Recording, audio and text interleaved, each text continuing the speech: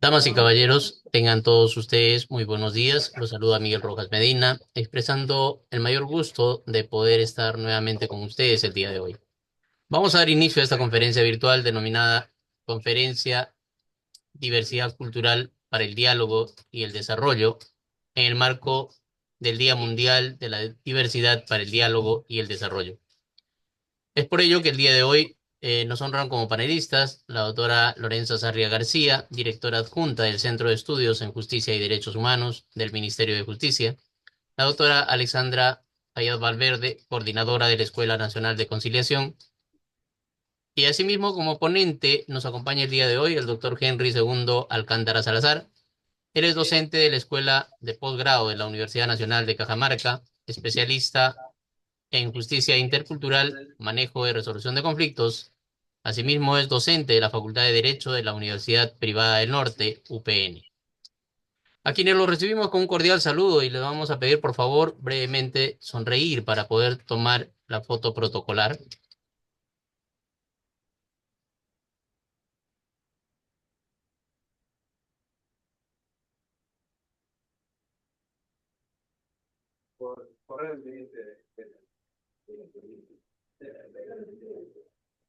Ok, muchas gracias. Esta vez nos volvemos a reencontrar en mérito a nuestro ciclo de conferencias con la finalidad de sensibilizar a la comunidad sobre la importancia de la diversidad cultural como un activo para el desarrollo al tiempo que profundiza en la comprensión del pluralismo jurídico como un elemento clave para poder facilitar el diálogo intercultural y la convivencia pacífica en sociedades diversas. Con este fin, presentamos la conferencia Diversidad Cultural para el Diálogo y el Desarrollo, y para ello tendremos las palabras de bienvenida e inauguración a cargo de la directora adjunta del Centro de Estudios, la doctora Lorenza Sarria García. Bienvenida, doctora Lorenza. Ya ahí lo ves con Spring, que ya de ahí viene el punto de para que funge. Está bien, está bien. Muy buenos días con todos y todas. Señor Henry II Alcántara Salazar, docente de la Universidad Privada del Norte de Cajamarca, público en general que nos acompaña en la audiencia. En mi calidad de directora adjunta del Centro de Estudios en Justicia y Derechos Humanos, me es grato saludarlos y brindar las palabras inaugurales de la conferencia Diversidad Cultural para el Diálogo y el Desarrollo en el marco del Día Mundial de la Diversidad Cultural para el Diálogo y el Desarrollo, declarado por la UNESCO, y en el que se tratará el tema pluralismo jurídico, diálogo y diversidad. Es para mí un gusto darles la más cordial bienvenida a esta conferencia, por cuanto estamos en un momento clave para reflexionar sobre la riqueza y complejidad de la diversidad cultural y sobre cómo podemos aprovecharla para fomentar un diálogo inclusivo que contribuya al desarrollo en nuestras comunidades y naciones. Hoy nos reunimos para tratar el tema pluralismo jurídico, diálogo y diversidad, un tema que no es solamente de gran relevancia, sino también de urgente necesidad, donde las sociedades están formadas por una amplia variedad de grupos culturales, éticos y jurídicos. Vivimos en un entorno social marcado por la pluralidad y esto debe ser entendido no solo como una realidad, sino como una oportunidad para enriquecer nuestras perspectivas y prácticas, tanto a nivel individual como colectivo. El pluralismo jurídico es un concepto que nos invita a reflexionar sobre la coexistencia de múltiples sistemas de normas y valores en una misma sociedad. Las leyes no son universales y en cada comunidad, ya sea indígena, afrodescendiente o de cualquier otra identidad cultural, posee su propio sistema de normas que refleja su historia, sus cosmovisiones y sus principios fundamentales. El reconocimiento y el respeto hacia esos sistemas jurídicos, así como el fomento del diálogo entre ellos, es esencial para promover una convivencia pacífica, justa y equitativa. Hoy más que nunca necesitamos construir puentes de entendimiento y respeto entre los diferentes sistemas jurídicos y culturales. No se trata de imponer un único modelo, sino de reconocer la diversidad y de trabajar en conjunto para encontrar soluciones que respeten la identidad de cada comunidad, garantizando al mismo tiempo los derechos humanos fundamentales y el bienestar de todos. La diversidad cultural no solo enriquece nuestras tradiciones y nuestras vidas cotidianas, sino que también es una fuente inagotable de innovación. Cada sistema de pensamiento, cada práctica cultural aporta una visión única que puede enriquecer el panorama global. Y es precisamente en el diálogo entre estos sistemas donde encontramos una de las claves para avanzar hacia un desarrollo más inclusive y sostenible. A lo largo de esta conferencia tendremos la oportunidad de escuchar a un conocido experto académico que compartirá sus experiencias y conocimientos sobre cómo la diversidad cultural y el pluralismo jurídico pueden ser motores de cambio. Será un espacio para construir una visión colectiva que nos permita avanzar hacia una sociedad más plural, justa, inclusiva y solidaria. Como participantes tenemos la responsabilidad de promover el entendimiento mutuo y de buscar maneras de integrar las diversas perspectivas jurídicas de tal forma que no se socaven los derechos fundamentales, sino que más bien se enriquezcan y se respeten en un marco de igualdad. Esto definitivamente es un desafío, pero también una oportunidad para generar un impacto positivo en nuestras sociedades y en el mundo. Agradezco profundamente la presencia de todos ustedes en este evento.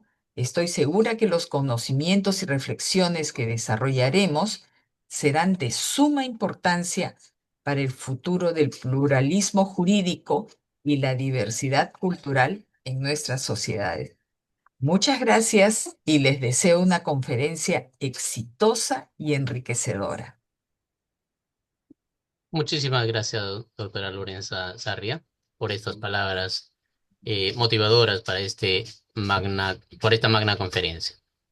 Seguidamente tendremos el gusto de presentar a nuestro ponente, el doctor Henry II Alcántara Salazar.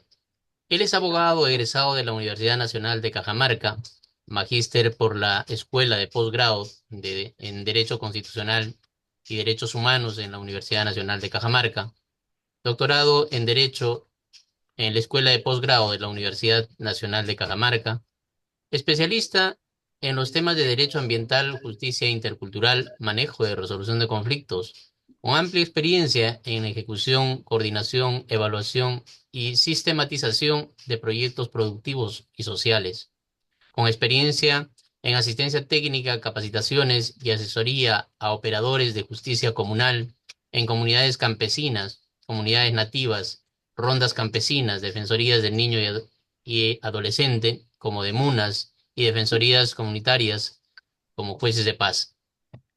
Ex docente de la Academia de la Magistratura en la materia de pluriculturalidad, jurisdicción ordinaria y jurisdicciones indígenas especiales. Docente universitario en pre y posgrado en la Facultad de Derecho y Ciencias Políticas de la Universidad Antonio Guillermo Urello de Cajamarca, en las materias de Derecho Ambiental, Sociología Jurídica, Pluralismo Jurídico, Justicia Intercultural, Rondas Campesinas, Derecho Constitucional y Derechos Humanos. Ex teniente alcalde y ex alcalde de la Municipalidad Provincial de Cajamarca, espacio donde se impulsaron políticas para poder garantizar y defender los derechos humanos. Actualmente es también docente de la Facultad de Derecho de la Universidad Privada del Norte, UPN. Sin mayor preámbulo, vamos a tener con nosotros al doctor Henry II Alcántara Salazar, quien nos va a tocar el tema pluralismo jurídico, diálogo y diversidad. Doctor Henry Alcántara, bienvenido.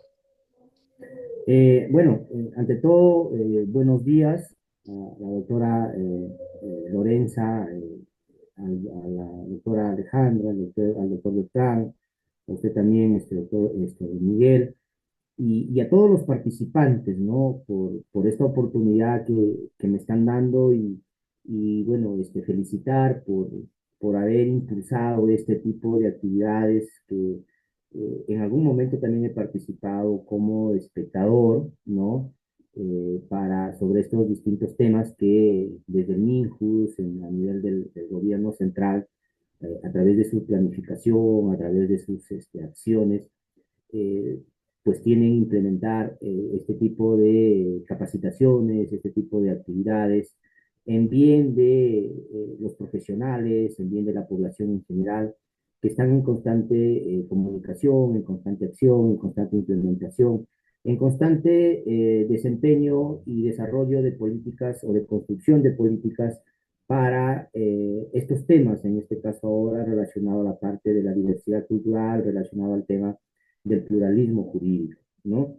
Un saludo especial a todos los participantes, a la doctora Alejandra por la invitación que me hizo, ya nos conocemos de algún tiempo atrás, hemos compartido algunos espacios, felicitarle por ese trabajo pues, que viene realizando, ¿no? Es siempre dedicado y con empeño para poder impulsar este tipo de acciones. Y a los participantes, en este caso de felicitarles porque, si bien es cierto, a veces es un horario un poco complicado, a veces estamos en el tema laborales, pero se han dado un tiempo para poder fortalecerse, capacitarse, adquirir alguna información o compartir también, ¿no? Compartir, debatir para poder seguir involucrándonos en estos temas con motivo de este Día Mundial de la Diversidad, pues, cultural, ¿no? Y bueno, ustedes saben de que, si bien es cierto, este es un día muy especial porque es un día en el de reconocimiento, en el de conquista, ¿no?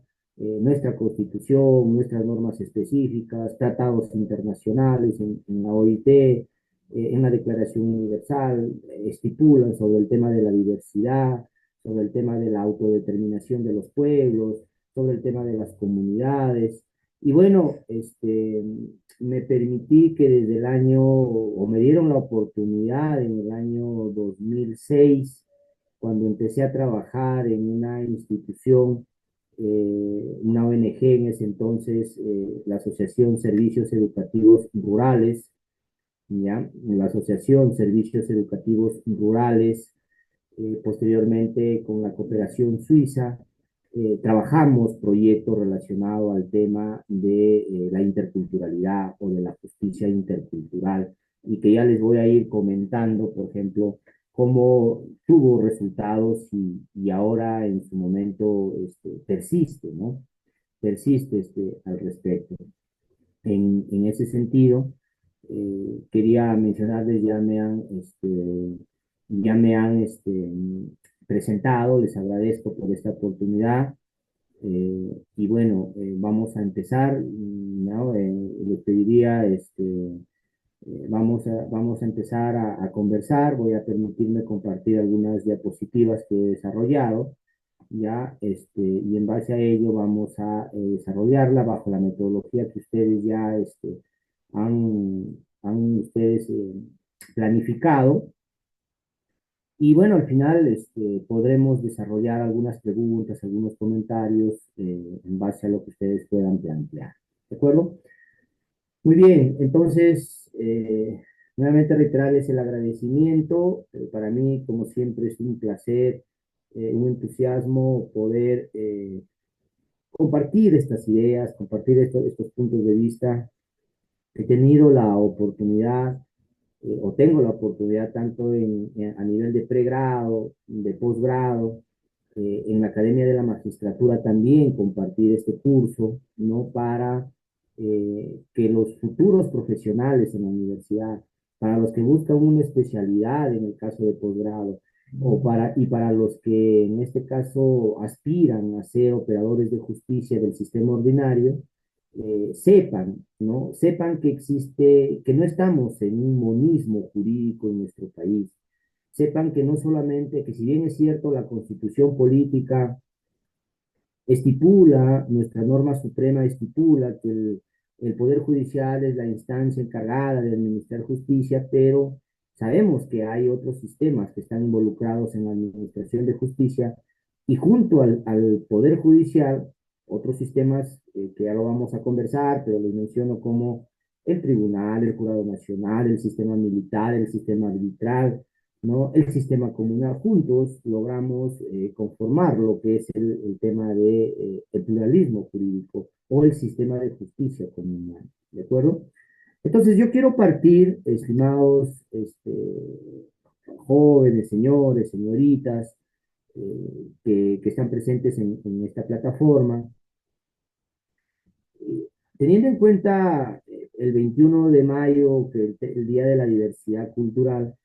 Si nosotros nos vamos o recurrimos al artículo 2, inciso 19 de la Constitución Política, si nosotros vamos al artículo 48 y 50 de la Constitución Política, si también vamos al artículo 89 de la Constitución Política, si nosotros vamos, por ejemplo, al artículo 139, inciso 8 de la Constitución Política, y si nosotros vamos al famoso 149 de la Constitución Política, podemos llegar a resumir de que está presente el tema del pluralismo jurídico, pero ¿ya? Está presente el pluralismo jurídico, está reconociendo el tema de la diversidad cultural.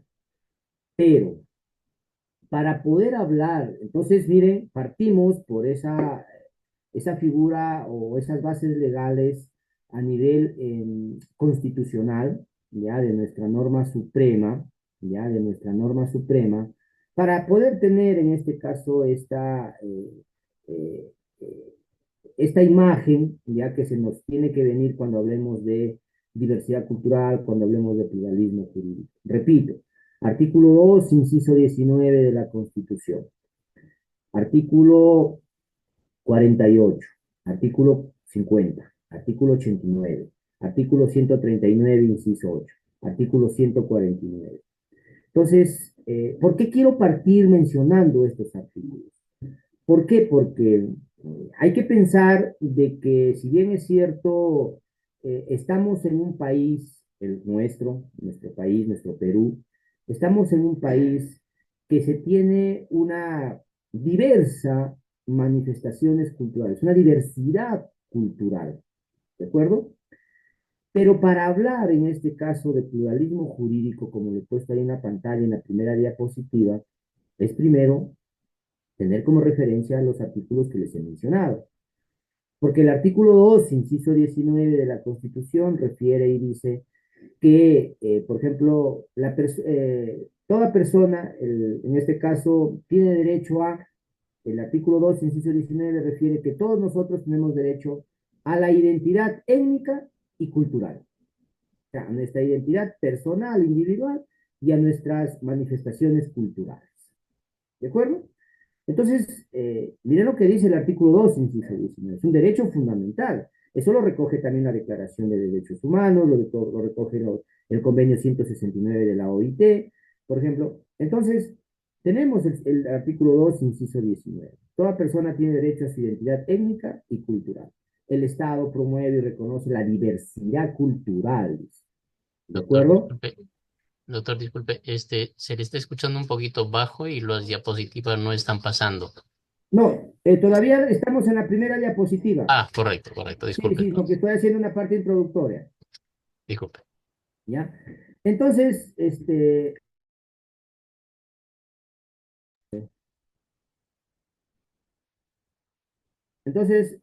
les decía de que para poder, el artículo 2 inciso 19 habla de la identidad étnica y cultural. El artículo 48 habla sobre el tema de otra manifestación, que no solamente el castellano es el idioma oficial. El 50 habla del tema de la religión.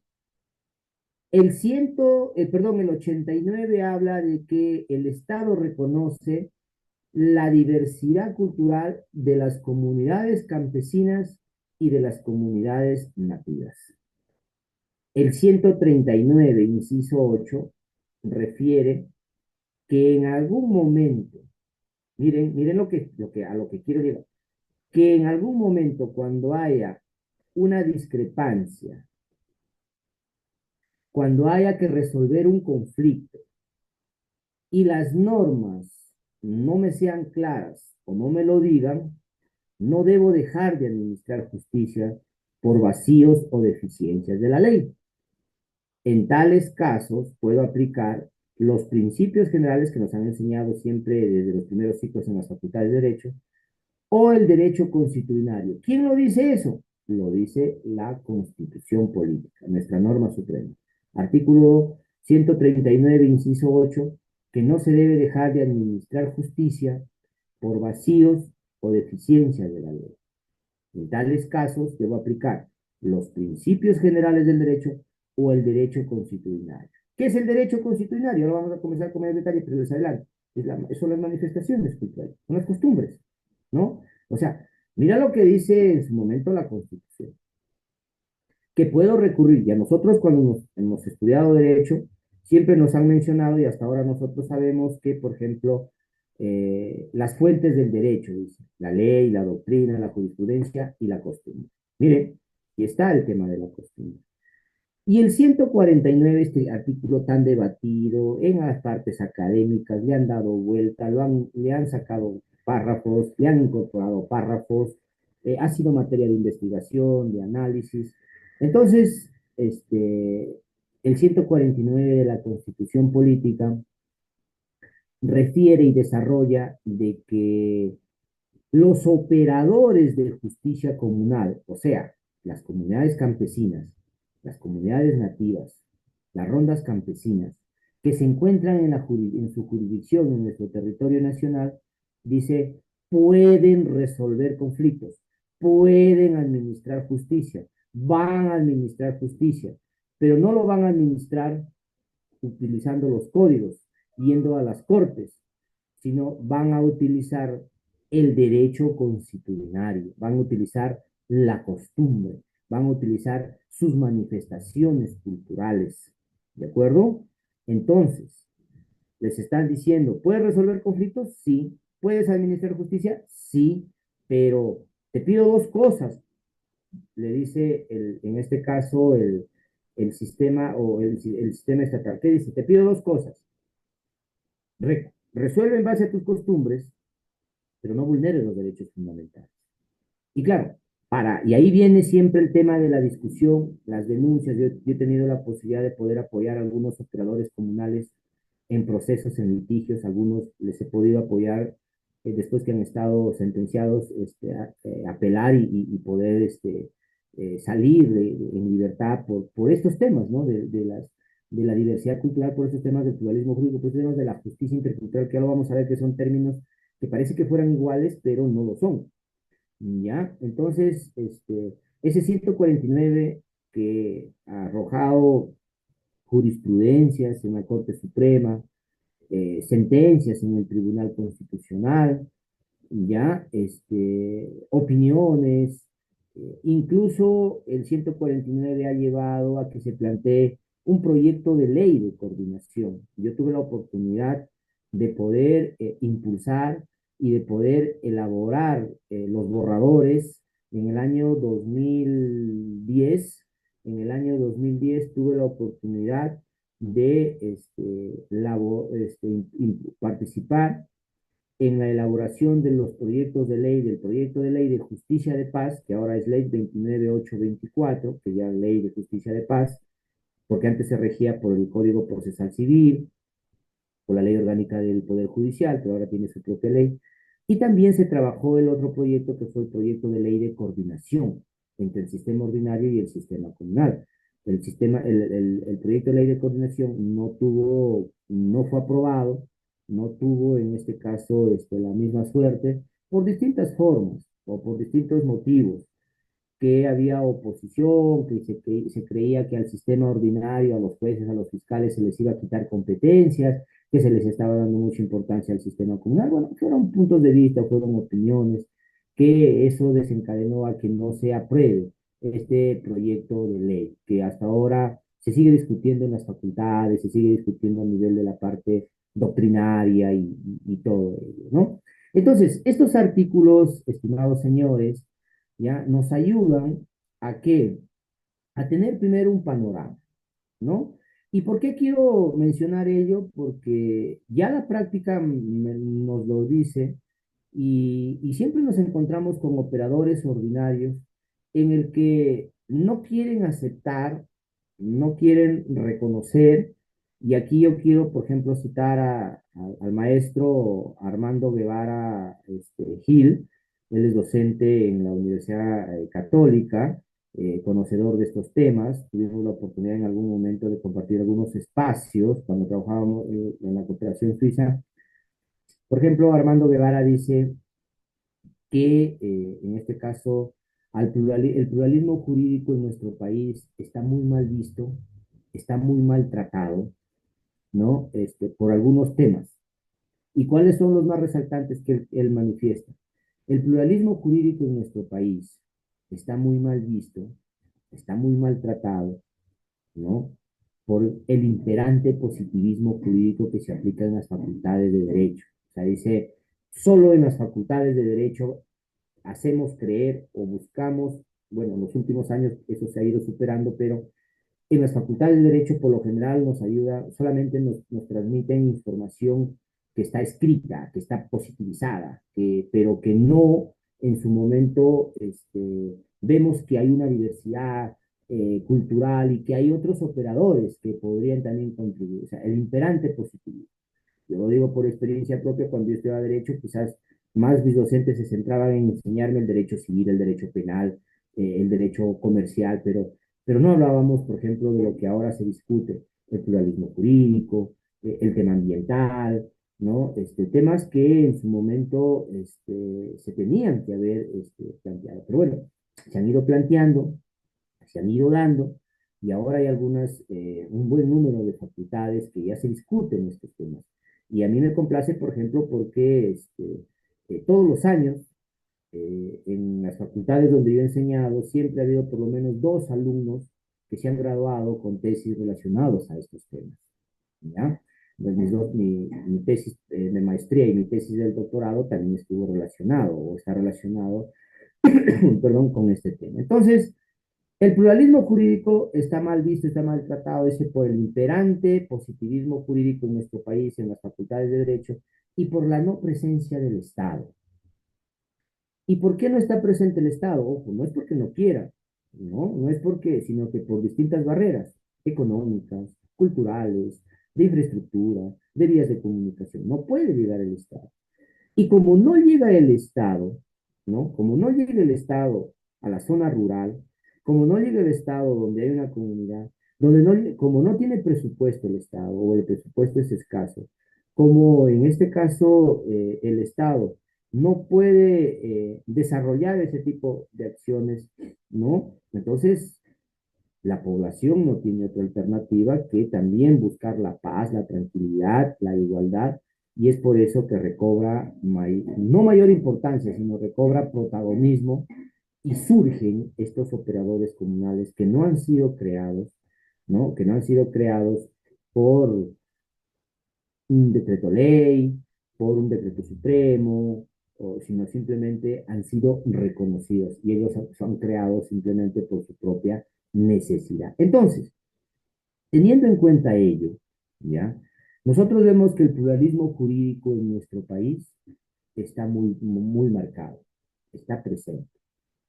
Y eso, en este caso, está presente. ¿Por qué? ¿Por qué encontramos el pluralismo jurídico? El pluralismo jurídico, en este caso, porque lo volvemos a ver aquí, por ejemplo, en que a nivel mundial existen 4 sistemas jurídicos: el Civil Law o el derecho continental, que es ese cuerpo normativo distribuido por materias, lo que nos enseñan en las facultades; el derecho anglosajón o el canon law, que está inverso con el tema de la jurisprudencia; el sistema del derecho religioso, ¿no? Otro sistema que está presente a nivel mundial. Y miren, otro sistema que está presente a nivel mundial dentro de los 4 es el sistema del derecho consuetudinario, que en nuestro país lo recoge el 149 de la Constitución y las normas que les he mencionado. Entonces, si vemos a nivel mundial, si sabemos que es una fuente del derecho, si vemos que a nivel mundial este sistema está presente, entonces simplemente podemos ver que no hay un monismo jurídico, sino hay un pluralismo jurídico. ¿Y qué es el pluralismo jurídico? El pluralismo jurídico es cuando en una sociedad, en un territorio, existen 2 o más sistemas que están inmersos en la administración de justicia. Ojo, no es que aquí también viene un problema, aquí también siempre se da esa discusión, en que el sistema ordinario quiere hacer creer que el sistema estatal o el sistema ordinario o el sistema formal, bueno, yo no, miren, al sistema estatal o al sistema de justicia ordinario, también llamado sistema de justicia estatal, y al sistema de justicia comunal lo llaman también sistemas de justicia ancestral, comunal, local, ¿no? Muchos lo llaman al sistema de justicia ordinario, lo llaman sistema de justicia formal, y al sistema de justicia comunal lo llaman sistema de justicia, en este caso, informal. Yo no comparto estos términos. ¿Por qué? Porque si yo lo llamo al sistema estatal, lo llamo sistema formal, ya sabemos que lo formal es lo que vale, lo que tengo que tener en cuenta, a lo que tengo que obedecer, y el sistema informal no. O sea, una informalidad no lo voy a tomar en cuenta, como decir, como la minería informal, que ahora está en discusión. Entonces, si yo lo llamo al sistema comunal, sistema informal, como lo llaman algunos, pues simplemente puedo hacer creer de que ese sistema es de quizás solamente de apoyo, es un sistema solamente referencial y no es un sistema quizás al que podemos recurrir, y acabamos de ver que es un sistema que sí está presente en nuestro país y que está inmerso para administrar justicia. Entonces, el pluralismo jurídico es aquel en el cual en un determinado territorio existen 2 o más sistemas que están inmersos para administrar justicia y buscar el orden social, la paz social, el bienestar, la tranquilidad, la igualdad y poder vivir de una manera digna, como dice el artículo 1 de la Constitución Política. ¿De acuerdo? Entonces, a nivel mundial se refleja el pluralismo jurídico. ¿Ya? Se refleja el pluralismo jurídico. Ahora, pero nosotros tenemos, en este caso, eso es a nivel mundial. Vemos que existe, en este caso, esos sistemas. Ahí está el sistema del derecho constitucional. A nivel local, ya a nivel centrando en nuestro país, por ejemplo, hay instituciones que intervienen en la administración de justicia. La función de administrar justicia, en este caso, según el Poder Judicial, corresponde al Poder Judicial. ¿De acuerdo? Muy bien. Pero nosotros, por ejemplo, si vamos al artículo 178, inciso 4 de nuestra Constitución Política, encontramos el sistema electoral. Ahora se vienen las elecciones. Tienen sus propias normas, tienen su propio sistema. Si vamos al Tribunal Constitucional, artículo 201 de la Constitución, tenemos la jurisdicción constitucional. El famoso control concentrado, ¿no? Si vamos al 139, inciso 1, vemos el tema de la jurisdicción arbitral. Otro sistema, con sus normas. Si vamos al tema militar, 139, inciso 1 también, tenemos la jurisdicción militar.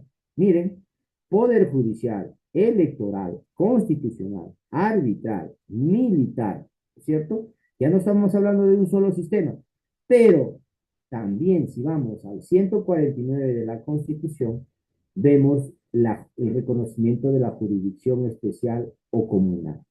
Entonces, ya estamos hablando aquí de varios sistemas que están inmersos en la administración de justicia para resolver conflictos, para poder administrar justicia y para que la población pueda vivir de una manera adecuada y pertinente. En ese sentido, al hablar de más de dos sistemas que están inmersos en nuestro país, ya estamos hablando de la presencia de un pluralismo, en este caso jurídico, ¿no es cierto? Ya estamos hablando aquí de la presencia del pluralismo jurídico. Ahora, pero el pluralismo jurídico, ¿ya? El pluralismo jurídico, como les digo, es porque se da la presencia de estos operadores. Yo acá he hecho una distribución, si podemos decirlo así, en que lo he podido distribuir estos operadores que se encuentran en las distintas instituciones que ustedes han visto o que les he mencionado. ¿De acuerdo? Y ahí tenemos, por ejemplo, los operadores de justicia estatal, ¿no? Ahí están los jueces, los jueces en todas sus especialidades, en todos los rangos, ¿no? Tenemos los operadores de justicia estatal no judicial, la policía, los tenientes gobernadores, ¿no? Y tenemos los operadores de justicia comunal. Aquí están las comunidades campesinas, las comunidades nativas, las rondas campesinas. Perdón, aquí también están las famosas defensorías comunitarias, que su trabajo es como si fuera las defensorías comunitarias, es como si fuera una ronda campesina o una comunidad campesina, pero su trabajo es velar por el tema, en este caso, de los derechos de los niños y adolescentes. O sea, es como si fueran las de MUNAS, pero que están en la zona rural. Las defensorías comunitarias a veces hay en parroquias, en colegios, en institutos, en organizaciones sociales, buscan defender los derechos de los niños y adolescentes, como si fueran las de MUNAS en las municipalidades. Entonces, vemos entonces, estimados jóvenes, señores, que el pluralismo jurídico en nuestro país está presente, ¿no es cierto? Ahí está presente el pluralismo jurídico. Ahora, pero el pluralismo jurídico en nuestro país está presente, ¿por qué? Porque tenemos varios sistemas que están inmersos en la administración de justicia y uno de ellos, que es el sistema comunal, surge por la diversidad cultural de nuestro país. Por eso, la diversidad cultural en nuestro país, nuestro país es un país diverso, en temas de etnia y en temas de cultura. Se pueden ver ahí las imágenes, ¿no? No solo cuenta con climas y recursos naturales, sino también por diversas formas de resolver conflictos. Por eso es que la diversidad cultural, ¿ya? La diversidad cultural, ¿de acuerdo? Que somos uno de los países con mayor diversidad lingüística y cultural del continente americano. Solo, por ejemplo, en la región amazónica se ocupa el 62% del territorio nacional. Ahora, la diversidad cultural, ¿ya? La diversidad cultural no solamente se expresa en el tema de resolver conflictos, sino que la diversidad cultural, que es una justificación, que es una explicación, que es una fundamentación para poder ver de que el pluralismo jurídico en nuestro país está presente, ¿de acuerdo? La diversidad cultural, en este caso, se manifiesta en formas de idiomas, de vestirnos, de preparar comida, de creencias religiosas, de organizaciones sociales, de curarse, de tratar enfermedades, hasta de distintas formas de resolver, en este caso, conflictos. Ahí vemos cómo se manifiesta la diversidad cultural. O sea, no pensemos que la diversidad cultural solamente está relacionado al tema de la vestimenta, o del idioma, o de la comida, ahí están todos. Así como hay ese tipo de manifestaciones, también encontramos la manifestación en cuanto al tema, en este caso, de resolver conflictos. ¿De acuerdo? Y lo que les decía acá, y el reconocimiento de la diversidad cultural en nuestro país está en el artículo 2, inciso 19 de la Constitución, que habla sobre el tema de que toda persona tiene derecho a su identidad étnica y cultural. El Estado reconoce y protege la pluralidad étnica y cultural, en este caso de la nación, lo que hemos dicho hace un momento. Una forma de diversidad cultural, el 48. El tema del idioma. El castellano no solamente es el idioma que predomina, también lo son el quechua, la aymara y las demás lenguas aborígenes. Por ejemplo, en el caso de Cajamarca, ahora la universidad, por ejemplo, para poder optar el grado, te piden que estudies un nuevo idioma. Y dentro de ese nuevo idioma, ya te ponen, por ejemplo, que podrías escoger el quechua, cualquiera de esos idiomas. Antes quizás solamente te pedían el tema del inglés, pero ahora no. Entonces, esa es una forma de poder ver que no solamente el castellano o el inglés son idiomas que van a implementar ciertas oportunidades. Bueno, el 138, como les he mencionado, el 18, está relacionado a que no debo dejar de administrar justicia por vacíos o deficiencias de la ley, ¿no? Entonces, miren, hasta acá, voy a tomar un poquito de agua.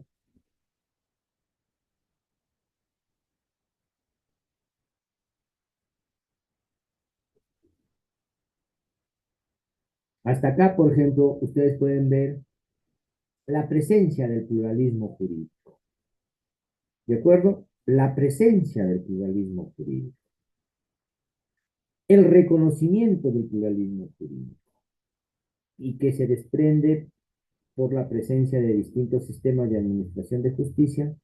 Uno de ellos, el sistema comunal, que está involucrado en la parte, en este caso, de la diversidad cultural, y la diversidad cultural se desprende en manifestaciones culturales, ¿de acuerdo?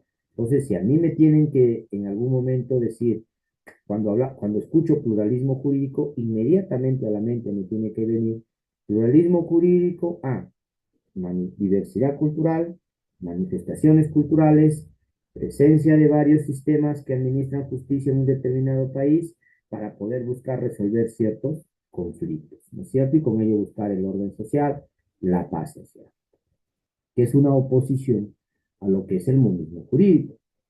Si nosotros viviéramos en un país donde no se reconociera, no hubiera nada sobre el tema de la diversidad cultural, pues ni hubiera otro sistema, todo se centrara, por ejemplo, en el Poder Judicial.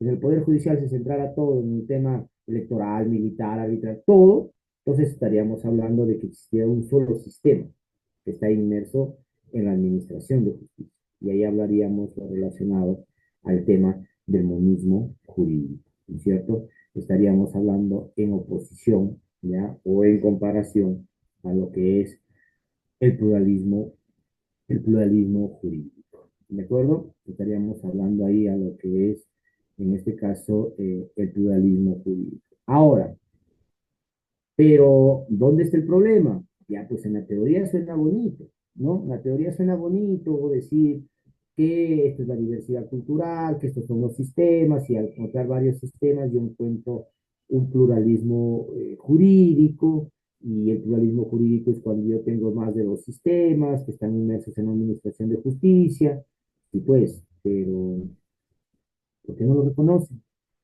¿O por qué les cuesta, en este caso, creer que el pluralismo jurídico en nuestro país está presente, está activo, ¿no? Está reconocido? Simplemente yo he podido identificar, por ejemplo, que no se le reconoce quizás al pluralismo jurídico o no se lo quiere reconocer. Ya les mencioné lo que dijo Armando Guevara, ¿no es cierto? Sino que buscan, ¿de acuerdo?, desacreditar porque consideran que el sistema comunal no está preparado, no está capacitado. Lógico que no han ido, pues, no han ido a universidades, ¿no?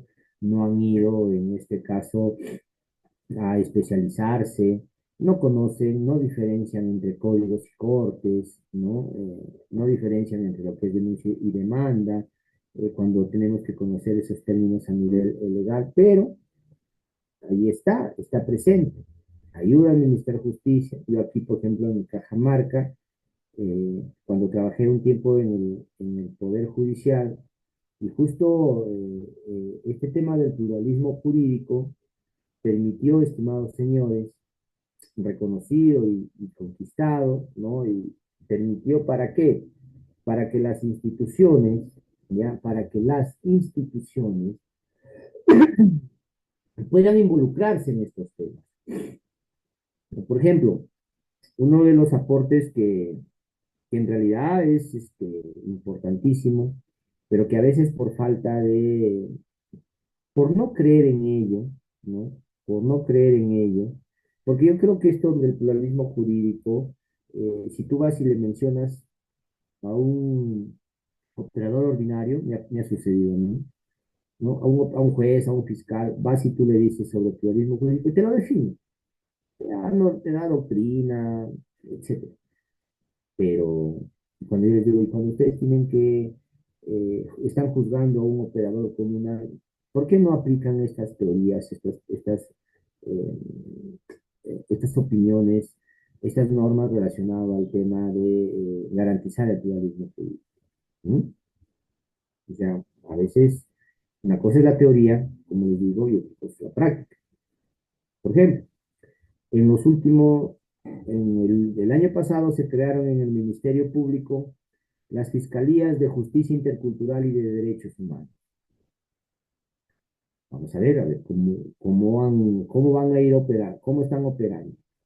Eso es con la finalidad de que vea solamente casos de denuncias contra ronderos, contra comuneros, está bien, pero también debe ser que haya actividades que busquen el tema de la prevención, ¿no? Busquen el tema, en este caso, de la parte preventiva. Cuando yo trabajaba en el Poder Judicial y pudimos impulsar algunas políticas, por ejemplo, una de ellas fue, quizás de repente ustedes en los espacios donde se encuentran, tenemos, por ejemplo, se impulsaron para darle sostenibilidad y para buscar un tema de coordinación, que es lo que es la justicia intercultural, que ya lo vamos a ver en unos minutos, está relacionado a lo que se crearon los espacios de justicia intercultural en las cortes de los departamentos de nuestro país. En algunos casos fueron denominados escuelas de justicia intercultural, otro instituto. Por ejemplo, la primera escuela de justicia intercultural que se creó a nivel del Poder Judicial fue en la Corte de San Martín. La segunda fue en Cajamarca. Yo fui el primer coordinador o el primer secretario coordinador del Instituto de Justicia Intercultural en Cajamarca, ¿no? Todavía persiste ahora, pero en ese entonces, por ejemplo, había un apoyo de la cooperación suiza. Ahora no hay el apoyo. Entonces, lo ideal es de que, ¿por qué no? Entonces, ¿por qué te reconozco? ¿Por qué yo, por qué? Porque solamente sé que sirves para, o que voy a estar ahí para la foto. Entonces, ahí vemos, ¿no?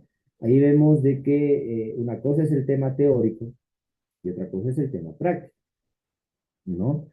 Por ejemplo, muchas veces decimos, sí, las comunidades campesinas y nativas están allí, las rondas campesinas están allí, y frente a ello, ¿ya? Frente a ello, cuando hay un conflicto, cuando hay un problema, ¿qué hacemos?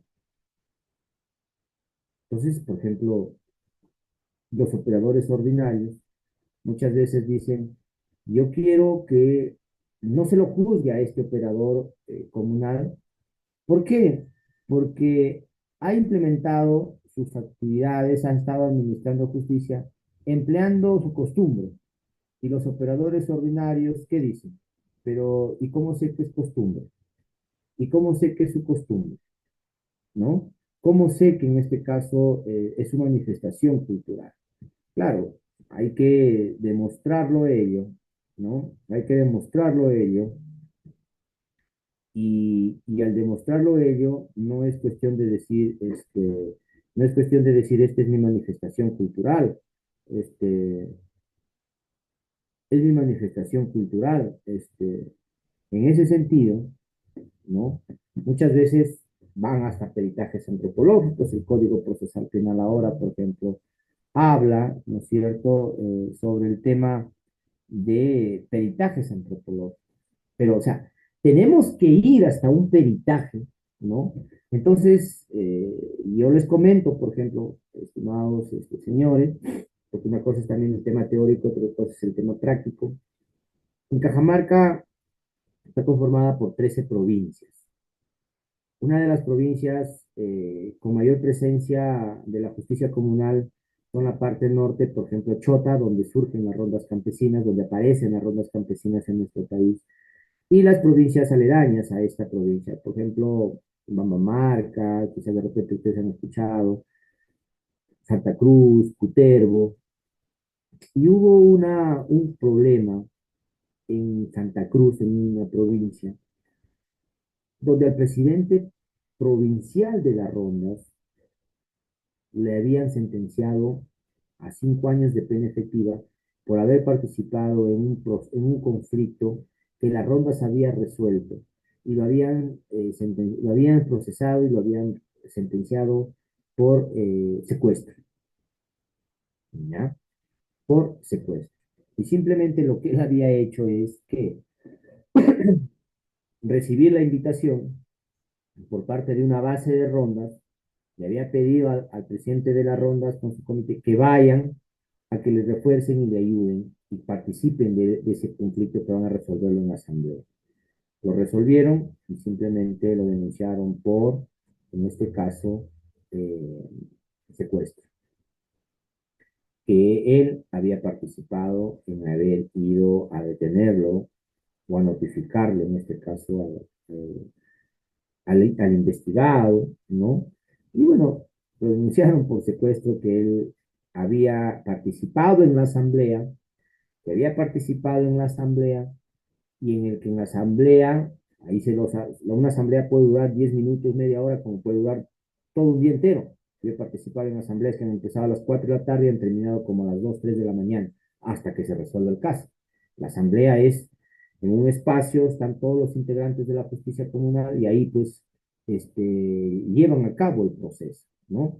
Llevan a cabo, ahí indagan, ahí preguntan, ahí consultan, ahí hacen el careo, como dicen, y ahí resuelven, ¿de acuerdo? Y ahí en este caso resuelven. En ese sentido, ¿no? En ese sentido, estimados señores, en ese sentido, lo que era, ya estábamos en el nivel del Poder Judicial avanzando con la coordinación, ¿no? Con el reconocimiento de este sistema comunal, y bueno, lo sentenciaron. Y Santa Cruz, pues una provincia que está cercana al departamento de Lambayeque, llevaron al penal de Pixi en Lambayeque. Las rondas de Santa Cruz se levantaron, dijeron cómo puede ser posible, si estamos coordinando y todo. Entonces, estábamos en ese tema y bueno, se dio una comisión a comenzar con el presidente del Poder Judicial y dijeron, por ejemplo, ¿y por qué? Entonces, ¿de qué sirve la coordinación? ¿De qué sirve el reconocimiento del pluralismo jurídico? ¿De qué sirve toda la normatividad que nosotros estamos desarrollando? Que ustedes nos están enseñando eso. Entonces se pudo ver, por ejemplo, eso fue en el año 2012, ya estaba en vigencia en ese momento el acuerdo plenario 2009 sobre derecho penal y rondas campesinas, y ese acuerdo plenario dice bien claro que las rondas campesinas no van a cometer el delito de secuestro, de usurpación, de coacción, si es que ha resuelto conflictos en su jurisdicción, con pobladores de su jurisdicción, han empleado su costumbre y no han vulnerado derechos fundamentales. No había habido ninguno de esos elementos. Pero la primera instancia se centró netamente en lo que configuraba el tipo penal de secuestro y no evaluó las normas comunales, las normas que reconocían a la diversidad cultural, las normas que reconocían y que avalaban el pluralismo jurídico. Entonces, yo recuerdo, le dije al presidente del Poder Judicial, le dije, doctor, ¿de qué sirve tanto esfuerzo, tanto avance, si los operadores ordinarios solamente en la teoría están aceptando el pluralismo, la justicia comunal, la diversidad cultural, y en la práctica no? Entonces, En una segunda instancia, por ejemplo, operadores más especializados, simplemente demostraron que no había cumplido ninguno de los elementos que estipulaba el acuerdo plenario, no había habido vulneración de derechos, habían resuelto en su jurisdicción, con pobladores de su jurisdicción, habían resuelto en base a su costumbre, y simplemente se lo absolvió. Pero miren, o sea, por eso le digo, ¿qué hubiera pasado si es que de repente eh, no hubiera habido un conocimiento o algo relacionado? Simplemente se hubiera dejado, en este caso, allí, ¿no? Entonces, esa es una forma de lo que les decía, una cosa es la teoría y otra cosa es la práctica.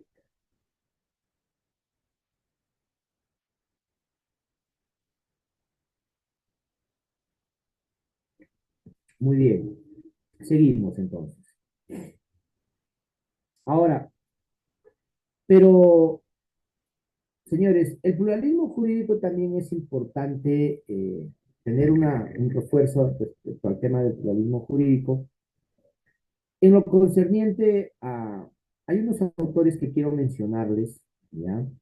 Y que en mis capacitaciones, cuando voy al Poder Judicial o a los operadores ordinarios, siempre hago que lean, hay una lecturita pequeña de unos autores que se llama Los continuadores de la sociología jurídica. Y ahí está, por ejemplo, Oliver Wendell, Benjamín Cardoso, Emilio Durkheim.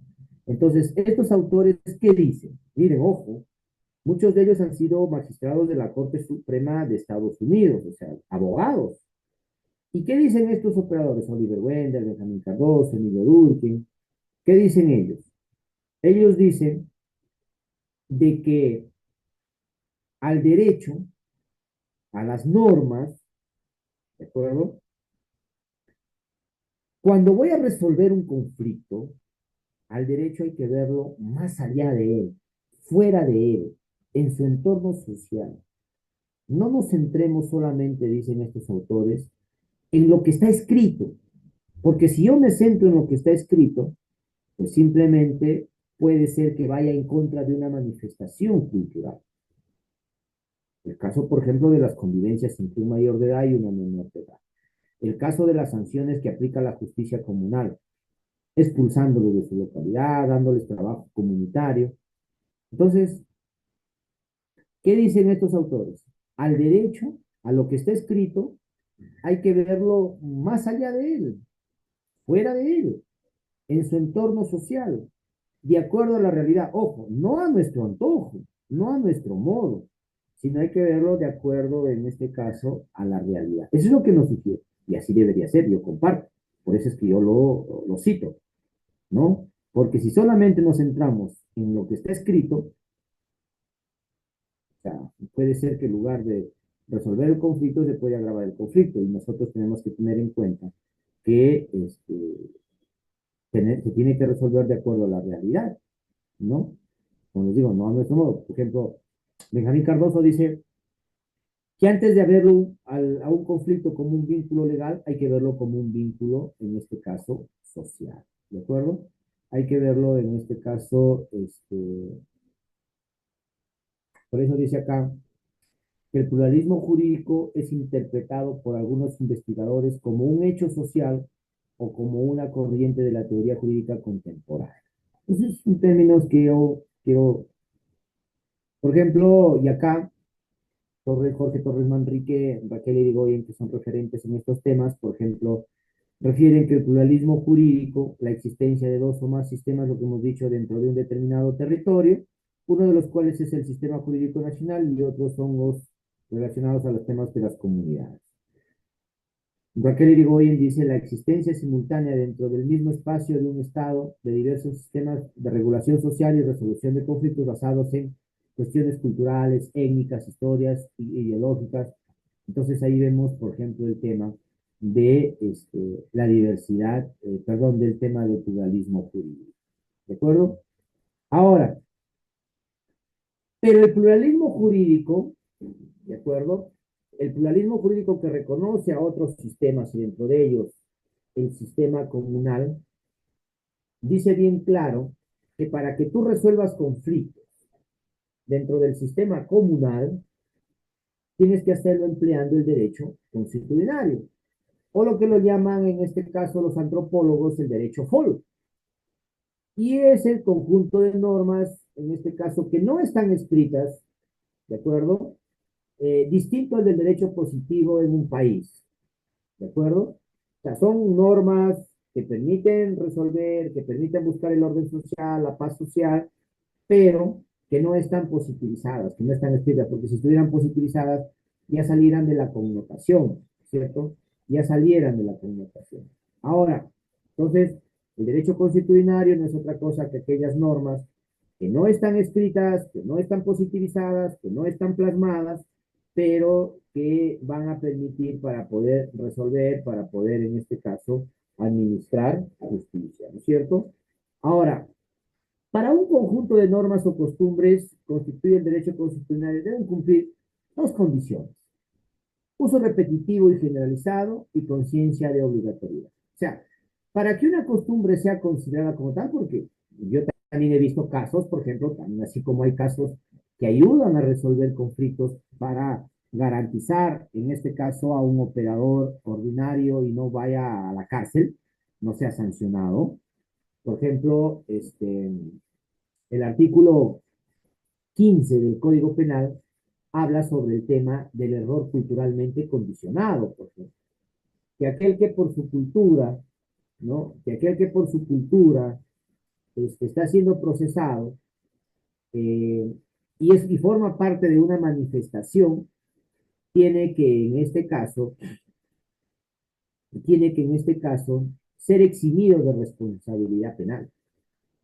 Y por eso es de que la costumbre, que es el derecho constitucional, tiene que ser aceptado, practicado por todos y reconocido por todos. Uso repetitivo y generalizado y una obligatoriedad, pues en este caso, de todos.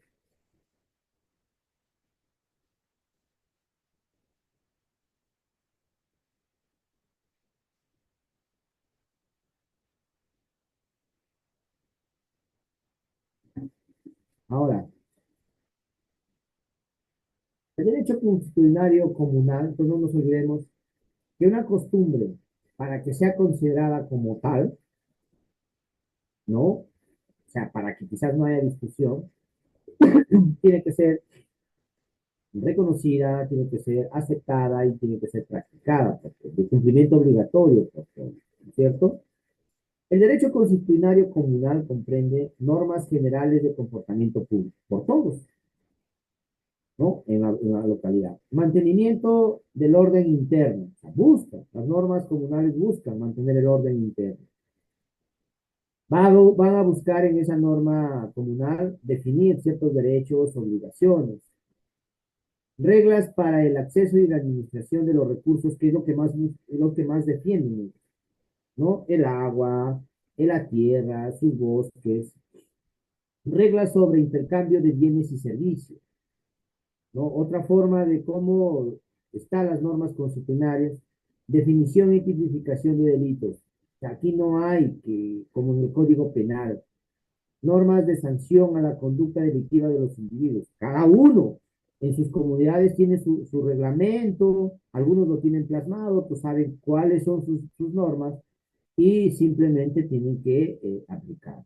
Manejo, control y solución de conflictos y disputas, ¿no? Entonces ahí vemos el tema en este caso. Ahora, el pluralismo jurídico se origina por dos razones fundamentales.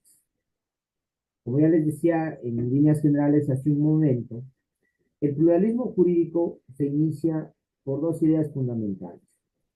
En primer lugar, debido a la práctica reiterada y permanente en el tiempo de las formas de solución de conflictos por parte de los pueblos indígenas de las comunidades. Y acá también ya vamos a ver en un momentito, por ejemplo, ya justo la hora ya me queda poco tiempo, pero voy a tratar de avanzar.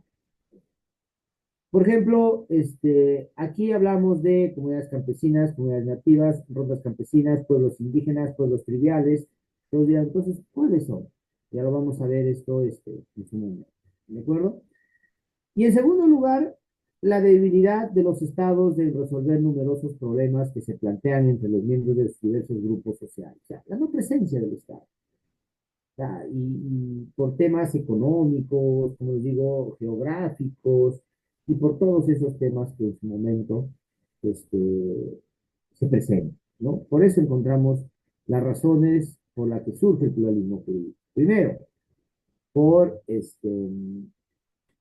la presencia de las manifestaciones culturales y por la no presencia del Estado, ¿no? Entonces ahí encontramos en este caso. Y aquí vemos, por ejemplo, lo que hemos dicho hace un momento resumiendo, que la diversidad cultural en nuestro país, amparada en la Constitución Política de nuestra norma máxima, reconoce al Perú como un país diverso y multicultural. Artículo 2, inciso 19, 48, 89, 139, 149. Desde los idiomas, pasando por la religión, hasta las diferentes formas de resolver conflictos y administrar justicia. Por ello se cataloga al Perú como uno de los países con mayor diversidad etnolingüística, ¿no? Que no solamente somos ricos en cuanto al tema de la vestimenta, de la comida, sino también en cuanto al tema de administrar justicia. Bueno, y a manera de conclusión en esta parte, o de resumen, cuando hablamos de pluralismo jurídico, es una situación en la cual dos o más ordenamientos jurídicos coexisten en un mismo espacio. Hasta ahí está todo claro. Existe un pluralismo jurídico fuerte en la zona rural y en los sectores urbanos populares. Aquí, por ejemplo, en el caso de Cajamarca, las famosas rondas urbanas, ¿no? Que ahí también Vuelta, por ejemplo, entró en disputa, ¿no? Porque Vuelta, los operadores ordinarios que dicen, ya, pues, en la zona rural las rondas, las comunidades ya, dicen, pero en la ciudad déjenos a nosotros, dicen los fiscales, dicen los jueces. Pero igual, ¿no? Por ejemplo, en el caso de los departamentos, capitales de departamentos, hay muchas capitales de departamentos que hay pobladores que emigran de distritos, de provincias de la zona rural. Van, se instalan en la zona periférica y no hay presencia del Estado, ¿no? Pero claro, ahí hay factores que ya dicen, no, pero esa es la ciudad y es un tema de discusión. Ayudan a descongestionar la carga judicial del Estado, ¿no? Ayudan en este caso. ¿Y de qué manera ayudan? Desde notificadores, desde apoyo en el desarrollo de las audiencias, o sea, hay distintas formas de lo que ayudan a descongestionar, en este caso, la carga judicial del Estado. Ahora, teniendo en cuenta ello, ya, teniendo en cuenta ello, estimados señores, hablamos de la parte de la interculturalidad, ya, ¿no? Y aquí quiero para diferenciar entre lo que es la multiculturalidad de la interculturalidad. Por eso, si ustedes han escuchado, por ejemplo, dicen, la Escuela de Justicia Intercultural del Ministerio de Justicia, la Escuela de Justicia Intercultural del Poder Judicial, la Escuela de Justicia Intercultural del Ministerio Público, ¿no? La Oficina de Asuntos Interculturales del Ministerio de Transporte, la Oficina de Asuntos Interculturales de Ministerio de la PCM, la Adjuntía en Asuntos de Interculturalidad de la Defensoría del Pueblo. Entonces, miren, ¿qué nos están diciendo? Y nos están hablando, por ejemplo, ¿no? O el curso de justicia intercultural. ¿Qué curso tienes en la universidad o en tu diplomado? Ah, voy a llevar el curso de justicia intercultural. Entonces, si estamos hablando de ello, ¿no? Si estamos hablando de la justicia intercultural, ¿a qué nos estamos refiriendo? Y aquí quiero partir en desarrollar dos términos, que es la multiculturalidad, la interculturalidad. La multiculturalidad, ¿ah? En ambos, ojo, estamos reconociendo a la cultura, en ambos no estamos diciendo que uno lo reconoce y en otro no. En la multiculturalidad y en la interculturalidad, en ambos, en este caso, se reconoce a la cultura, ¿ya? La multiculturalidad, yo lo reconozco a la justicia comunal, yo lo reconozco a los operadores de justicia comunal. Yo sé que ellos van a resolver conflictos, yo sé que ellos están resolviendo conflictos, yo sé que existen en algún lugar, pero como Estado, yo no me meto. Ahí déjalos, yo sé que ellos existen, que ellos viven, que ellos así resuelven sus conflictos, pero ya al momento de ayudar, yo no me meto, yo no me meto, ¿ya? Yo te reconozco, te identifico, sé que existes, te acepto, coordino contigo en algunas cosas, pero para resolver conflictos, yo no me meto. Es una posición que tiene Raquel Irigoyen, por ejemplo. Si están ahí a los operadores ordinarios, déjalos, perdón, comunales, déjalos que estén ahí, déjalos, ellos saben cómo resolver los conflictos. O sea, dicen, y en otras palabras, si se matan, pero déjalo ahí, ellos saben cómo vivir en orden social, en paz social. En cambio, la justicia intercultural es que el Estado, que es el principal garante y protector de los derechos fundamentales, ya saben que es el Estado es el principal garante y protector de los derechos humanos. El Estado en la justicia intercultural, ¿qué dice? Yo sé que tú existes, comunidad campesina. Yo sé que tú existes, comunidad nativa. Yo sé que tú existes, pueblo indígena. Yo sé que tú estás presente, ronda campesina. ¿De acuerdo? Y yo sé que tienes normas que te avalan. Yo sé que resuelves conflictos. Yo sé que aplicas el derecho constitucional. Pero aquí sí coordinamos. Aquí hay una coordinación, hay un apoyo, hay una ayuda, hay una comunicación. Ahí es el tema de la justicia intercultural, que el Estado reconoce, coordina y trabajan en coordinación, valga la redundancia, para una adecuada administración de justicia. ¿De acuerdo? Entonces, la multiculturalidad, yo sé que existe los operadores de justicia criminal, sé que tienen normas, sé que resuelven conflictos, sé que buscan el orden social, pero como Estado no me meto. En cambio, en la interculturalidad, yo sé que existen, yo sé que están presentes, yo sé que resuelven conflictos, yo sé que tienen normas, pero sí, coordino. Por eso es que ustedes ahora han visto, dice, espacio de justicia intercultural del Poder Judicial.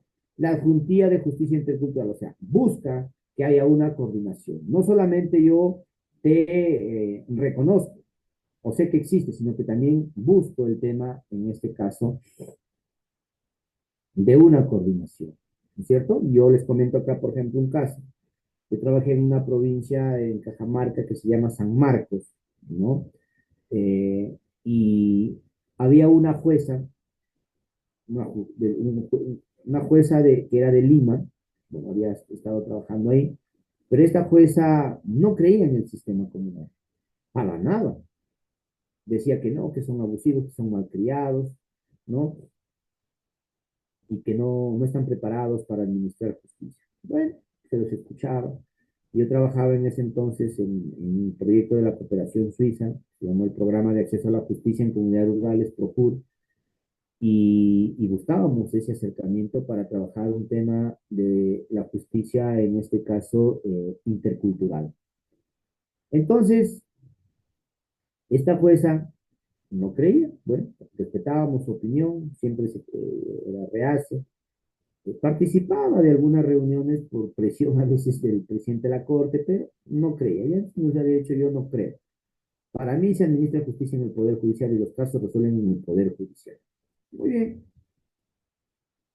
Una vez, esta jueza tenía un proceso un proceso era de usurpación de tierras. ¿Ya? Y tenía que hacer una diligencia. Esa propiedad se encontraba más o menos como a 2 horas de su juzgado. Estaba en la zona rural.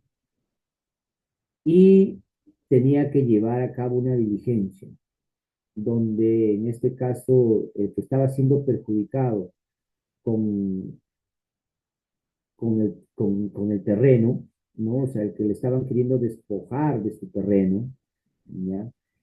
Eh, Va y reclama y le dice, pues, ¿no? De que en este caso ya se viene postergando varias veces la diligencia y solamente le faltaba de que hagan esa diligencia para que midan, para que constaten y resuelvan, ¿no? Pero el afectado simplemente le exigía y la jueza en su momento dijo que ella no va. ¿Por qué? Porque simplemente la otra parte del proceso había dicho que si viene a hacer una diligencia, que se atengan a las consecuencias. O sea, tenía miedo. En esa provincia tenía, por ejemplo, los efectivos policiales tampoco se arriesgaban, eran pocos, eran como 7, 8 policías distribuidos en toda la ciudad, en transporte, en carreteras, en el Banco de la Nación, o sea, distribuidos. Hasta que hubo una queja, ¿no? Y un día me llama y me dice, doctor, ¿cómo podríamos hacer? Mire, le digo, doctora, pues usted no cree en estos temas. ¿Para qué? O sea, entonces yo le digo, yo le planteo que se coordine con, en este caso, la ronda campesina que está en esa jurisdicción y que ellos ayuden a llevar a cabo la diligencia, o sea, que ellos hagan el trabajo que hace quizás un policía. Y se coordinó, yo lo llamé al presidente de la corte, vinieron a su juzgado, se coordinó, se llevó a cabo la diligencia, ellos dieron la garantía, ella sentenció de una manera correcta y desde ahí la jueza, por ejemplo, dijo sí. Yo tenía entendido que solamente la interculturalidad era de que debo dejar que hagan lo que quieran los operadores ordinarios, ¿no? Y eso a mí no me gustaba, ¿no? Simplemente la justicia intercultural es que yo te reconozco, yo sé que tú existes, pero en este caso yo coordino, yo también coordino. Entonces, desde ahí, ya saben, fue el cambio en este caso por parte de la justicia. Entonces, ahí hablamos del tema. Ya para ir terminando, vamos a hablar sobre el tema de las causas de la pluralidad legal en nuestro país. Somos un país, ¿por qué se da ¿por qué somos un país, o cuáles serían esas causas de la presencia de la pluralidad legal en nuestro país? Somos un país heterogéneo, desarticulado y diferenciado. Tenemos una compleja diversidad social, ya lo hemos visto. Es imprescindible situar al derecho estatal frente a la realidad social que pretende regular. O sea, no todo va a estar escrito. Por eso les decía Oliver Wendell, Benjamín Cardoso, Emilio Durkheim. No, simplemente decían, al derecho hay que verlo más allá de él, fuera de él, en su entorno social. ¿De acuerdo? Y algunos límites de la justicia especial, ¿ya? Algunos límites es, por ejemplo, el convenio 169 de la OIT, en su artículo 2, perdón, artículo 8, inciso 2, dice, solo establece como límite del derecho constitucional la no violencia de los derechos fundamentales. La Constitución en el artículo 149 establece también un límite semejante al convenio 169, en que siempre se va a poder administrar justicia siempre que no se vulneren los derechos fundamentales. Ese es el límite. Ahora, eso suena bonito en la teoría, pero producto de esto es que se inician los procesos, porque se considera de que la justicia comunal ha vulnerado los derechos, ha transgredido los derechos, ¿de acuerdo? Entonces, ahí encontramos, en este caso, esta, este límite a la justicia, en este caso, comunal, ¿de acuerdo? Este límite a lo que es, en este caso, la justicia comunal. Muy bien, por mi parte, yo me voy a quedar por allí. Si es que hubiese algún comentario, duda, también quisiera para que no solamente se vea como mi participación, estamos con algunos minutos todavía, de acuerdo a la hora pedagógica, creo que unos 15 minutos más, y ya nos y dispuestos y agradecerles y bueno, tener la oportunidad de compartir esta información. Gracias. A usted las gracias, doctor Henry, por esta exposición muy fructífera. Y sí, pues tenemos una gran cantidad de inquietudes de nuestros participantes que le quisiéramos hacer llegar. Nos preguntan, ¿qué papel juegan los sistemas jurídicos indígenas dentro del pluralismo jurídico?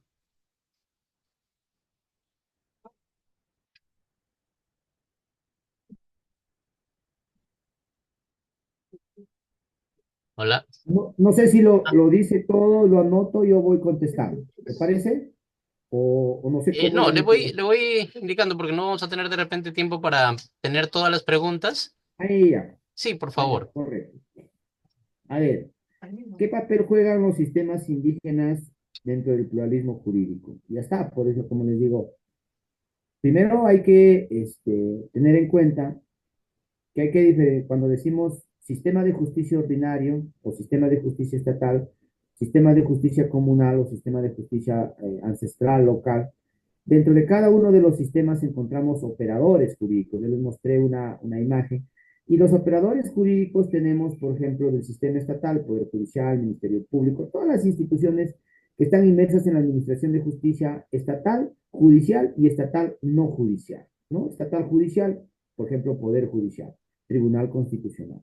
Operadores de justicia estatal, no judicial, la policía, el Ministerio Público, las gobernaciones, etc. Y dentro del sistema de justicia comunal tenemos, por ejemplo, a las comunidades campesinas, a las comunidades nativas, a los pueblos indígenas, ¿ya? Y aquí viene el tema de los sistemas indígenas, a los pueblos indígenas. Y esto es lo que, por ejemplo, el Ministerio de Cultura o el Ministerio de Cultura a través del Viceministerio de Interculturalidad, por ejemplo, ha catalogado de que no todas las comunidades campesinas y no todas las comunidades nativas, ¿ya? Son considerados pueblos indígenas, ¿ya? Y eso se desarrolla en la ley de consulta previa, por ejemplo, ¿no? Entonces, el Ministerio de Cultura maneja un cuadro, maneja una data de quienes cumplen, según la ley de, en este caso, de pueblos indígenas, quienes cumplirían, qué comunidades campesinas y qué comunidades nativas son consideradas pueblos indígenas. Requisito, haber surgido antes de la época de la conquista, estar dentro de un territorio comunal, resolver bajo la administración de justicia comunal o bajo el derecho consuetudinario. Entonces, el papel que juegan los sistemas indígenas en el pluralismo jurídico es lo mismo. ¿Por qué? O sea, es fundamental. ¿Por qué? Porque hay algunas comunidades nativas que son consideradas pueblos indígenas y intervienen en ese tema, ¿no es cierto? Intervienen, participan, buscan también defender, garantizar su propiedad. Eso. Excelente, doctor. Gracias. Nos hacen una pregunta. ¿Es compatible el pluralismo jurídico con el principio de igualdad ante la ley?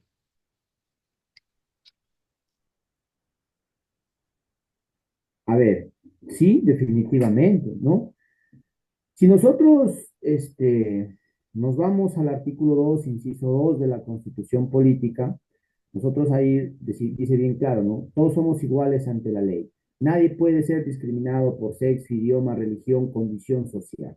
Eso se desprende al artículo 2 inciso 19, para poder vivir de una manera digna, artículo 1 de la Constitución. Entonces, si yo veo que todos somos iguales ante la ley, y si dentro de mi territorio hay otro sistema que está inmerso para resolver conflictos, que está inmerso para poder administrar justicia en base a su costumbre, a sus manifestaciones, ¿no es cierto?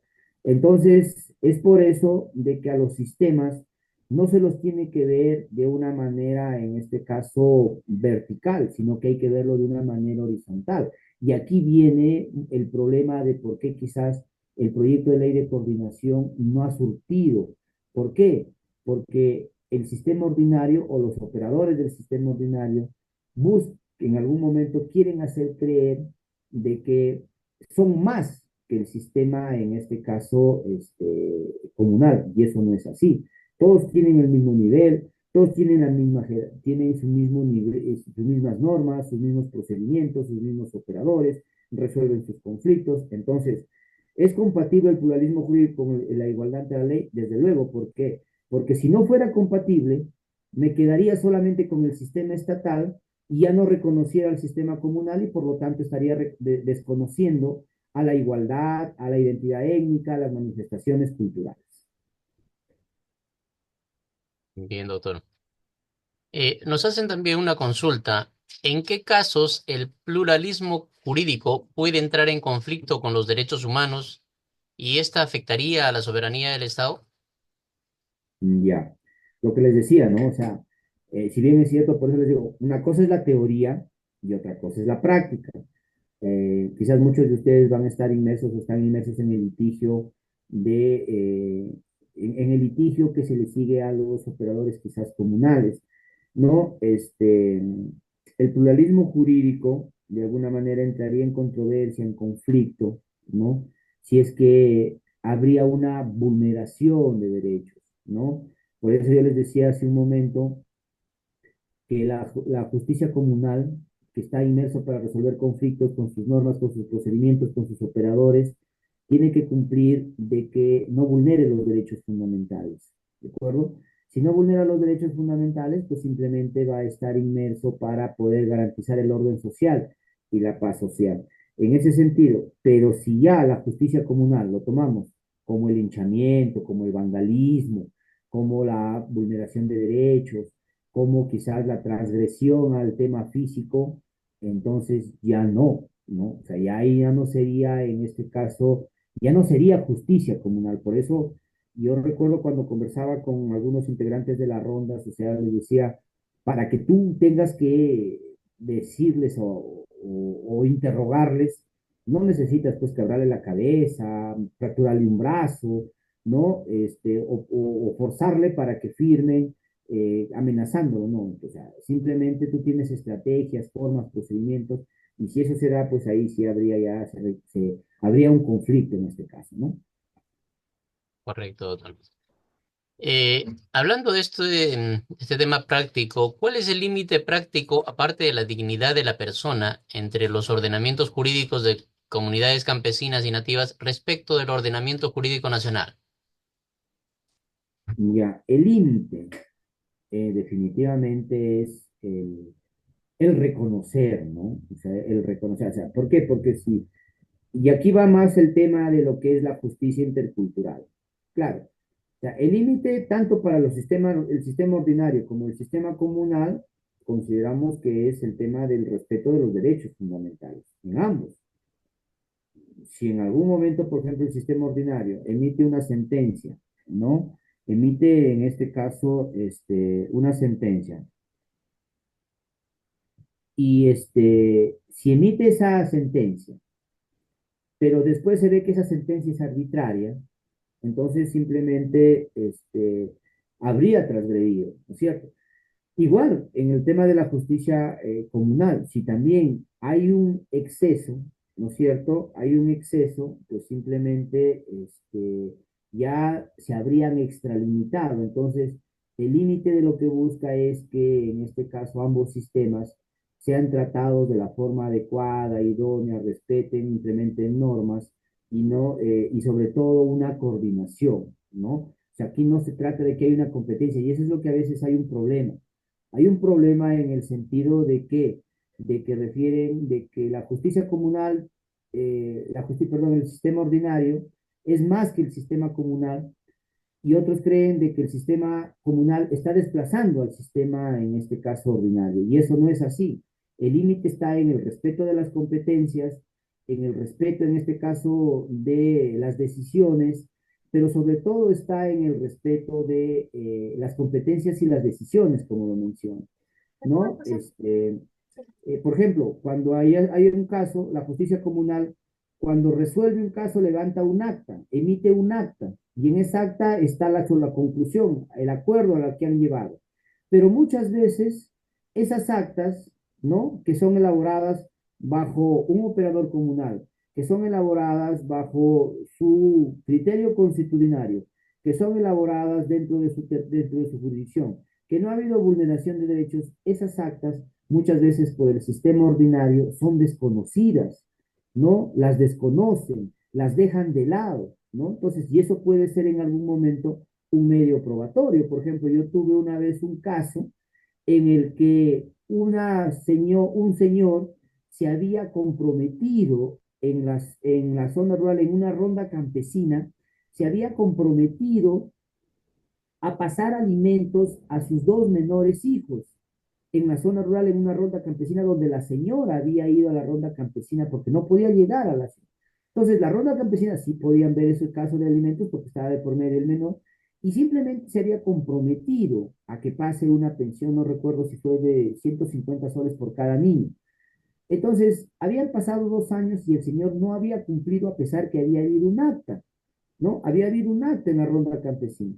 Esta señora va nuevamente a la ronda y le dice que ha incumplido. La ronda lo cita nuevamente al señor, ¿ya? Y el señor lo que hace es, se compromete nuevamente y que le den un plazo de 2 meses y dejaba en garantía un terreno para que en caso no lo cumpla, él vendía ese terreno, ¿no? Sacó un cómputo, todo.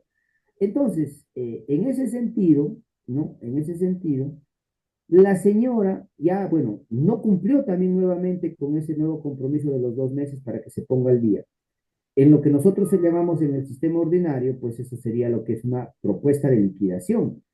Entonces, esta señora, como ya las rondas ya no sabía, ya no tenía que ser más, ya no, la ronda ya no podía ser una omisión de actos funcionales. Entonces, por ejemplo, con esa acta, yo fui al Ministerio Público y le dije, con esta acta, con este compromiso, ¿por qué no inician un proceso ya por omisión a la asistencia familiar? Porque está reconociendo los montos que debe y suplería en este caso a la propuesta de liquidación. Un fiscal me dijo que sí, el adjunto, pero el provincial no quería porque decía que esa acta no tiene validez. Entonces se dan cuenta, o sea, como que ahí los límites es en respetarse. Dice, claro, hay que evaluarla, se podría haber demostrado, pero ahí tendría que ver ese límite en el respeto de sus competencias, en el respeto de su documentación. Gracias, doctor. Hablando de límites, en el tema de si fuese inverso, ¿qué sucede cuando, aludiendo al derecho constitucionario, alguna población toma acciones contrarias a lo establecido en el derecho positivo? Ah, no, definitivamente, sí, por eso les he dicho, la justicia comunal ya tiene límites, o sea, si ya en algún momento se extralimita, pues sí, se tiene que aplicar ciertas normas, ¿no?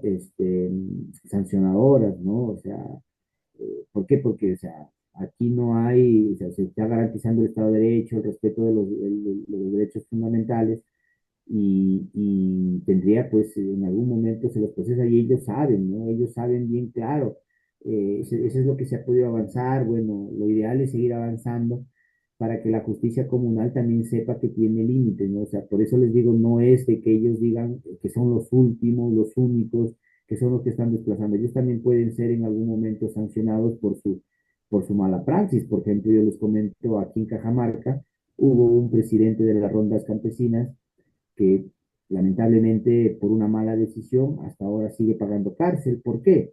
Porque por un poco de dinero estuvo involucrado en la muerte de unas personas, por ejemplo, ¿no? O sea, y muchas veces la población se aprovecha de la justicia comunal y los utiliza, ¿no? Entonces, por eso en las capacitaciones que voy, o sea, tratamos de decir de que actúen conforme a ley para que no pues sean procesados, no estén involucrados en temas de vulneración de derechos.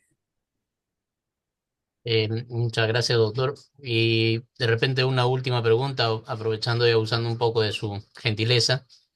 De acuerdo a su experiencia, ¿qué esfuerzos se hacen para que los juzgados tengan traductores en lenguas locales y reconociendo que las normas ancestrales no están escritas y tienen pues un enfoque pragmático? ¿Cuánto se ha avanzado en esta coordinación intercultural dentro de la justicia?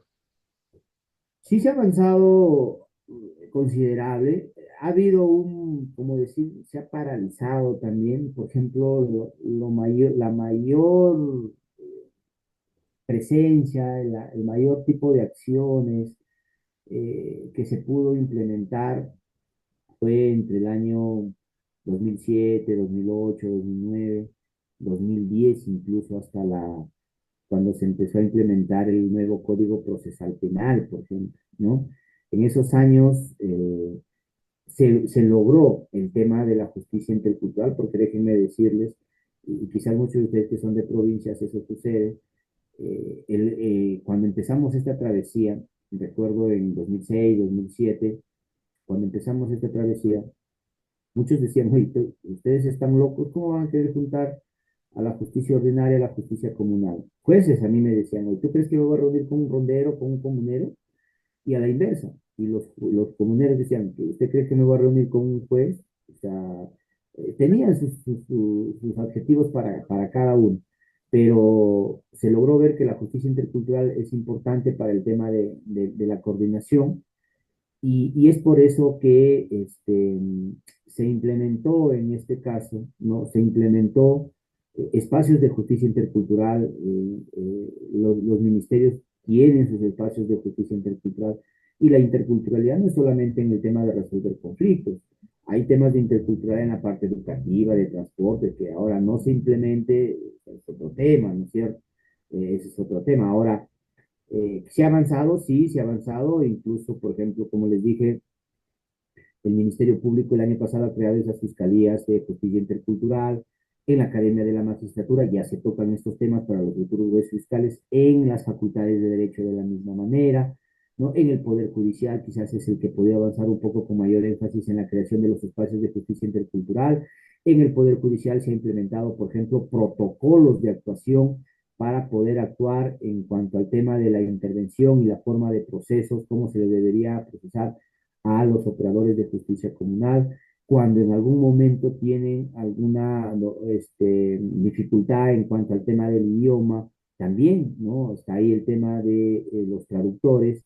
Entonces, se ha avanzado, por ejemplo, en el Ministerio de Justicia, los defensores públicos, lo que antes se llamaban abogados de oficio, que trabajan en la zona rural, que defienden ahí a los litigantes, por ejemplo, su reglamento estipula que si te vas a trabajar a una localidad donde no se hable el castellano, tú tendrías que tener como requisito ese idioma, ¿no? De esa localidad para que tú puedas, en este caso, ayudar, ¿no? Porque si no, ¿cómo lo vas a ayudar? ¿Cómo lo vas a asesorar? Entonces, yo considero que sí se ha avanzado, considero que se tiene que trabajar más, ¿no? El Ministerio del Interior, por ejemplo, también tiene una dirección relacionada al tema de rondas campesinas, ¿no? Pero eh, muchas veces no se busca, no hay una coordinación un poco más fluida. Yo creo que aquí debería haber un poco más de centrarse para poder continuar con todo lo que se ha trabajado y no se pueda ir perdiendo. Muy agradecido, doctor, bastante claro y conciso, de verdad. Agradecido de sobremanera por el tema de haber compartido hoy día sus conocimientos con nosotros.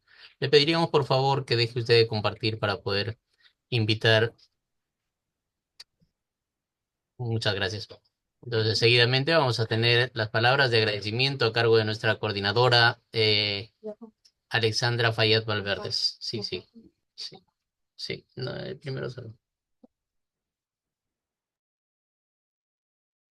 Acá estamos. Bueno, ¿qué puedo decir? Que ha estado súper didáctico, de verdad que muy buenas tardes con todos y todas. Estimado doctor Henry Alcántara Salazar, docente de la Universidad Privada del Norte, UPN Cajamarca, docente posgrado de la Universidad Nacional de Cajamarca, especialista en justicia intercultural, manejo y resolución de conflictos, lo hemos visto hoy día, lucirse. Excelente disertación. O sea, hemos llegado al cierre de esta interesante actividad. La verdad que ha concitado mucha inquietud. Hay muchísimas preguntas que se han quedado sin responder porque obviamente el tiempo apremia. Pero quiero iniciar este cierre con el profundo agradecimiento a nuestro querido ponente Henry Alcántara Salazar por tu generosidad, por haber compartido tus saberes, tus experiencias tan ricas, esas reflexiones que has hecho respecto al tema de la necesidad de establecer un puente pues, entre la justicia tradicional y la justicia especial. Muchas gracias a cada uno de ustedes por su participación muy activa y eso se refleja en las preguntas. Y es que habíamos considerado en el centro de estudios dirigido por la doctora Jimena Pinto, importante no dejar pasar este día que se conmemora el Día Mundial de la Diversidad Cultural para el Diálogo y el Desarrollo, que ha sido declarado por UNESCO. Y conversando con la doctora, en realidad, como digo, y como ya manifestó, era una fecha que no podíamos dejar pasar por alto y era necesario eh, poder reflejar en una actividad académica y que más pues poner un especialista en la materia que hoy día nos ha dictado una cátedra muy interesante sobre sus experiencias y sus conocimientos respecto a este tema tan especial.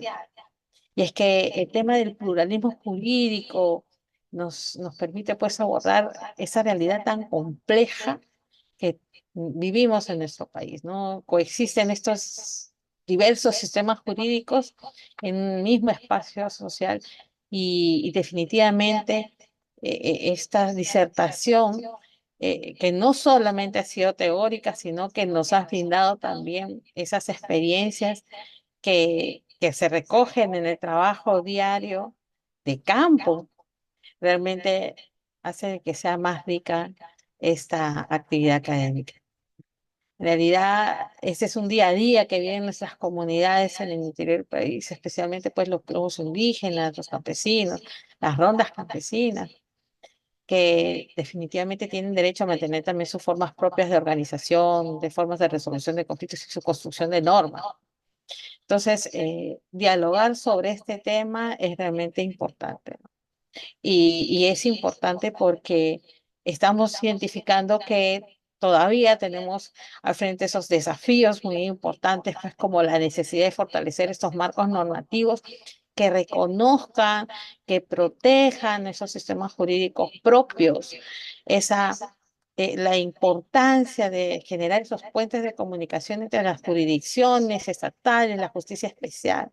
Y ese imperativo ético que entendemos que marca tomar en consideración de avanzar en una justicia intercultural que garantice los derechos sin imponer uniformidades que puedan traer consigo borrar identidades. Entonces, estamos viendo que sí es posible el diálogo siempre y cuando haya esa disposición. Y en ese tema de sensibilizaciones que se compromete el Ministerio de Justicia, en especial esta gestión, ¿no?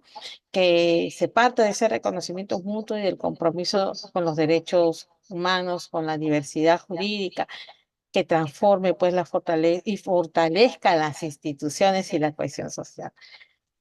Bueno, muchísimas gracias una vez más. Reiteramos nuestro agradecimiento a nuestro estimado ponente y a ustedes por su participación. Bueno, muchísimas gracias y nos despedimos de esa convicción de que la diversidad cultural y el pluralismo deben ser reconocidos y promovidos porque esa es la intención para poder construir un país libre, inclusive y sostenible. Inclusive y sostenible. Muchísimas gracias. Hasta prontito. Bueno, Gracias, muchi- Enrique. muchísimas Gracias a gracias, ustedes. doctora Alexandra Payat. Eh, Le invitamos a que pueda compartir con nosotros el link, por favor, en el chat.